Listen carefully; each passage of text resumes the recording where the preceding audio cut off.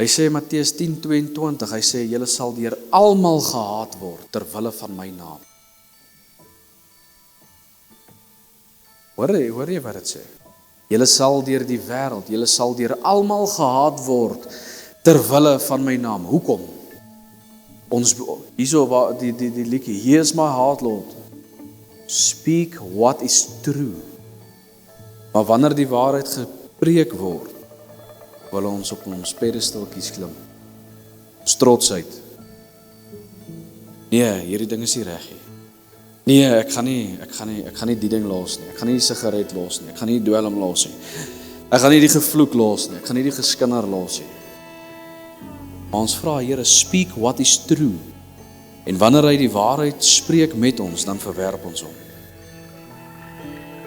Vra weer, dink baie mooi, is dit regtig die persoon wat jy verwerp, of is dit vir God? Hy sê, Matteus 10 vers 14, dit is skriffies wat daar staan, maar ons dodge dit gewoonlik. Hy praat met sy disippels, dit is net nadat hulle die opdrag gekry het, in vers 8 het hulle die opdrag gekry, gaan dan, gemaak siekes gesond, reinig malaatses, wek dooies op, dryf duiwels uit, verniet het julle dit ontvang, verniet moet julle dit gee.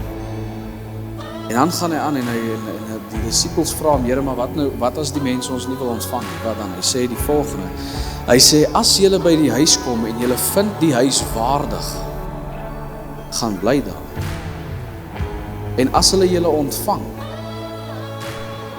laat julle vrede op hulle rus. Maar as hulle julle wil nie ontvang nie, laat julle vrede terugkeer na julle. Skud dan die stof van jou voete af. En dit sal vir Sodom en Gomorra verdraagliker wees in die dag van oordeel as vir daardie huis. Hoekom? Want jy het Christus direk verwerp. Jy het Christus direk verwerp.